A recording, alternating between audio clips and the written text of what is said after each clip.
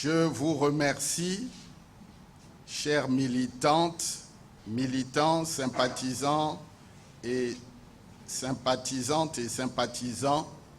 de votre présence massive à ce symposium d'appropriation de votre parti. Et je félicite le secrétariat exécutif et toute son équipe pour l'expertise pédagogique dont il a fait montre pour la circonstance. Et je voudrais également remercier le représentant du collectif des sages, Monsieur Eugène Kakou Mayaza.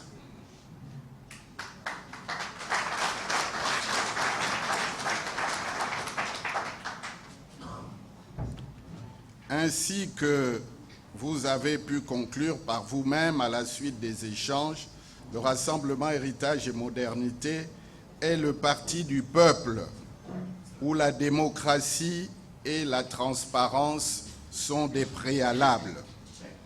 C'est un parti qui tient à se démarquer de ceux qui se proclament démocratiques pour la forme, alors que dans le fond, ils sont autocratiques et défendent la dictature. Le peuple a soif de liberté, de démocratie et de bonne gouvernance. Et vous l'avez démontré à souhait à l'occasion de ces échanges. C'est pour l'avoir compris plus tôt que nous avons tiré la sonnette d'alarme pour prévenir une catastrophe. L'occasion nous avait été donnée pour dire sans tergiverser et sans arrière-pensée que le président de la République de l'époque était pris en otage par des profito-situationnistes installés à leur propre compte, venus pour s'enrichir individuellement à une vitesse vertigineuse. Ces postures, à l'époque, étaient déjà positionnées aux antipodes des engagements républicains.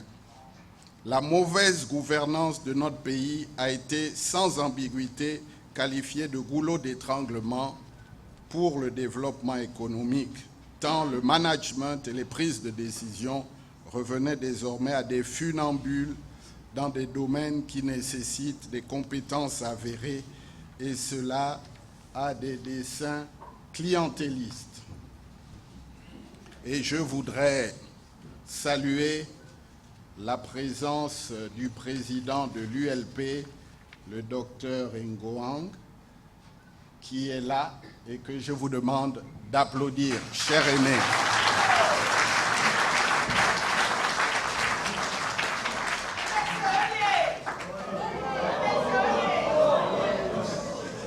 Vous avez pas de culte de la personnalité, à Héritage et Modernité.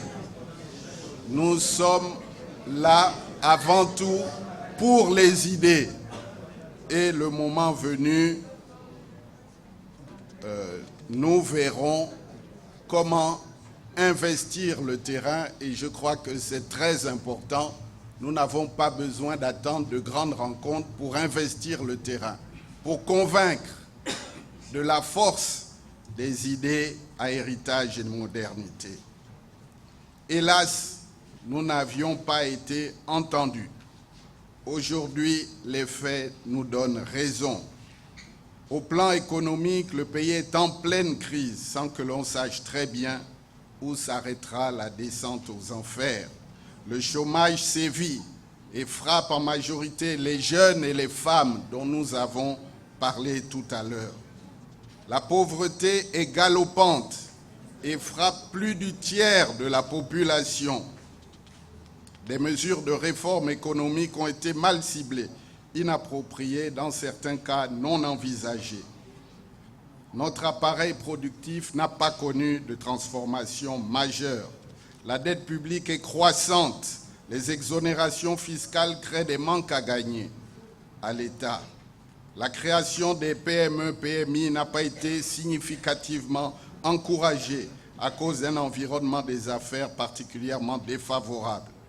Les nouveaux secteurs porteurs de croissance n'ont pas bénéficié de l'accompagnement nécessaire pour prospérer. Dans ce contexte, la croissance tant vantée jusqu'en 2014 n'a pas eu les effets escomptés sur le pouvoir d'achat des plus vulnérables.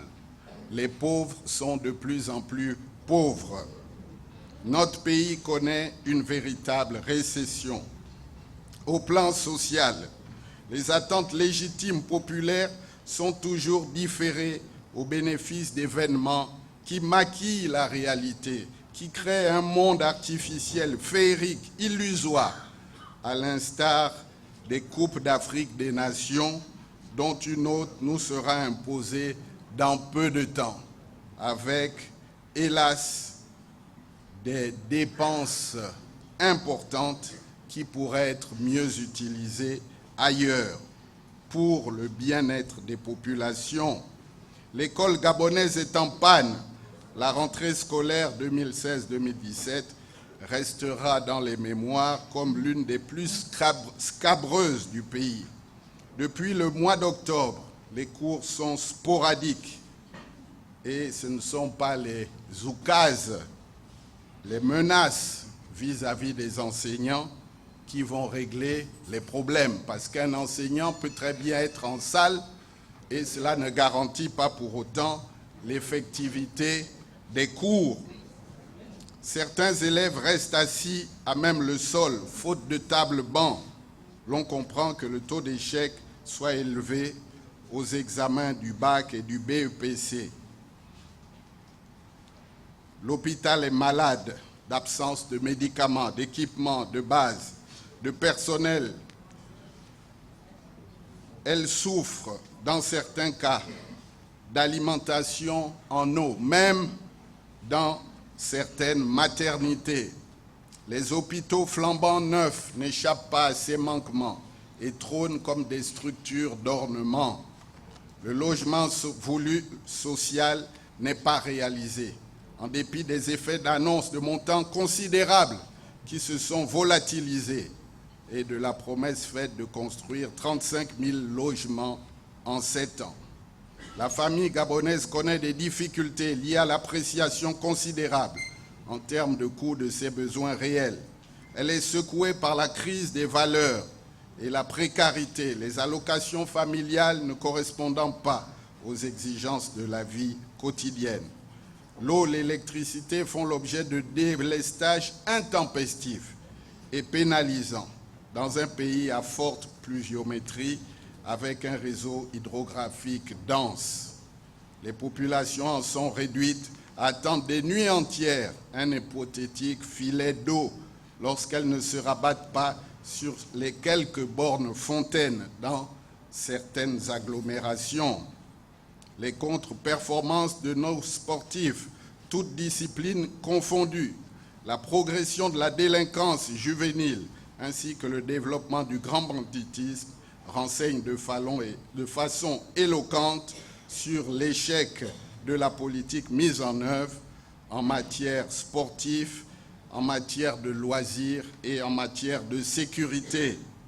Les infrastructures structurantes nécessitent d'être tonifiées et densifiées pour répondre aux attentes des populations et constituer par là même de véritables leviers du développement économique et social.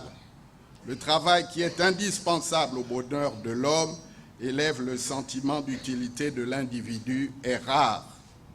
Il est urgent, mes chers frères et sœurs, mes chers patriotes, mes chers compatriotes, de repenser la situation économique et financière de notre pays. C'est la voie idoine pour créer les emplois et combattre le chômage structurel, évalué à plus de 30% de la population active. Bongo Ondimba Ali a perdu les élections. Les profito-situationnistes que nous avions dénoncés sont pour la plupart toujours là, tapis dans l'ombre, et certains effrontés tentent de distraire l'opinion. C'est un échec total. Jean Ping a gagné. mais est malheureusement empêché de gouverner par ces personnes sans foi ni loi qui ont préféré sacrifier l'avenir de leur pays sur l'autel de leurs intérêts égoïstes. C'est dans ce contexte que survient la résolution de l'Union européenne. C'est inédit dans les annales de notre histoire. Celui qui exerce au quotidien la réalité du pouvoir est taxé d'illégitime en référence à la fraude. La crise post-électorale a été consécutive à la volonté de l'imposteur de se maintenir coûte que coûte au pouvoir et du fait des extrémistes de son bord, nous avons vu des affrontements extrêmement violents, y compris dans le quartier général de Jamping, ayant entraîné de nombreuses pertes en vie humaine. Chacun devra tôt ou tard assumer ses responsabilités. Et nous avions effectivement envisagé une minute de recueillement en mémoire de nos héros qui sont morts ce soir du 31 août, les mains nues, parce qu'ils revendiquaient la démocratie. Et ces morts ne peuvent pas l'avoir été pour rien. Chacun devra tôt ou tard assumer ses responsabilités. Oui, nous pleurons ces morts inutiles. Comment, dans ce contexte, discuter avec un pouvoir illégitime, inique, acculé, et qui est allé jusqu'à mettre ses propres adeptes en prison, sans respect des procédures judiciaires? Comment discuter avec quelqu'un qui a refusé le dialogue quand cela était possible et quand nous l'invitions à l'époque, et qui en ressent par opportunisme politique curieusement le besoin aujourd'hui, quand la sentence du peuple est déjà tombée? Comment faire avaler la pilule d'une canne qui a été un échec sur tous les plans et qui n'a qu'un peu plus enfoncé l'économie du pays? Bongo Ndimba Ali veut se maintenir vaille que vaille, comme s'il avait un titre foncier sur la fonction présidentielle.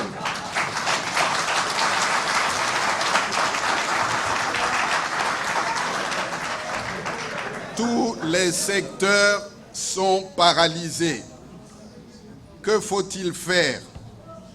Pour notre part, le rassemblement Héritage et Modernité ne participera nullement à cette mascarade de dialogue organisée simplement aux fins de se donner une improbable légitimité.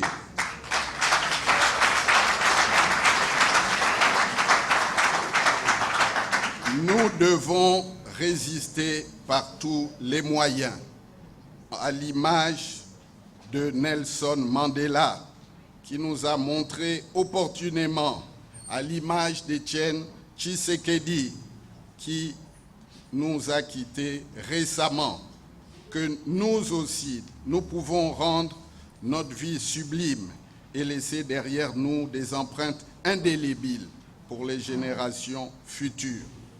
Nous devons nous battre et ne jamais nous décourager. Vous m'entendez? Nous devons nous battre et ne jamais nous décourager.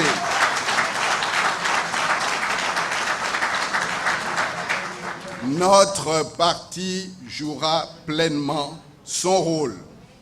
Nous ne devons pas nous recroqueviller ou abdiquer à la première salve.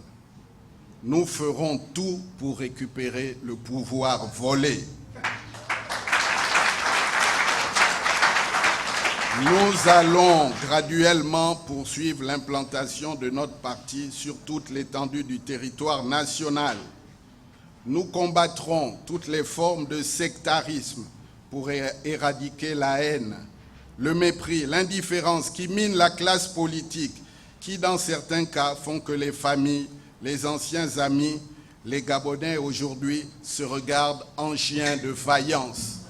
Parce qu'un tel est dans l'opposition, il ne faut pas que on nous voit ensemble au risque de perdre certaines situations, entre guillemets, acquises. Le pays aspire à une gouvernance qui doit contribuer à élever le niveau de vie du pays en totale rupture avec le système actuel. Il est exclu pour nous, mes chers compatriotes, de continuer à tenir à bout de bras ce système de prédation des ressources du Gabon et de gaspillage dans des effusions sportives et festives inutiles qui alimentent cette crise multiforme. Mesdames et messieurs, chers patriotes, nous devons nous aider des valeurs cardinales que nous ont léguées nos dignes devanciers pour réussir ce challenge. C'est pourquoi nous parlons d'héritage, mais qu'on ne s'y méprenne pas. Il s'agit de l'héritage des pères fondateurs de la République, de l'héritage qui prend en compte le patriotisme, qui prend en compte l'intégrité, qui prend en compte la solidarité, qui prend en compte la nécessité d'accepter les différences. Le rassemblement nous permettra d'avancer ensemble et de demeurer forts. La justice forte, équitable et indépendante constituera une avancée qualitative vers cet état de droit auquel nous aspirons. Et nous saluons la rectitude, le courage de nos magistrats qui s'élèvent contre l'instrumentalisation de la justice, qui s'élèvent contre les abus qui leur sont faits lorsqu'ils veulent exprimer des voies de réforme. Le respect des lois de la République, à commencer par la Constitution, empêchera les errements et les exactions. Le travail sera rémunéré à sa juste valeur. La solidarité à l'endroit des maillons faibles de la chaîne sociale permettra de lutter contre l'exclusion. Mesdames et messieurs, chers compatriotes, le changement de paradigme que nous recherchons a un prix. D'abord, celui de notre volonté inébranlable de dépassement. Le chemin est long et rocailleux, mais ensemble, nous l'arpenterons avec succès. La tâche est dure et rude, mais face à notre inoxydable envie de réussir ensemble, il n'y a rien d'impossible.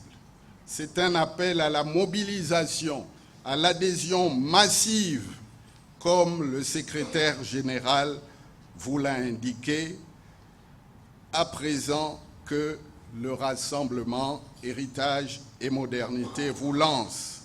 Cet appel à nous rejoindre s'adresse aussi à ceux qui hésitent encore de peur de perdre un poste qui est en principe déjà menacé par la très mauvaise conjoncture actuelle. Si nous n'imprimons pas un mouvement d'inertie à cette débâcle pour sortir de ce chemin de travers où nous ont conduit les amateurs et les profito-situationnistes.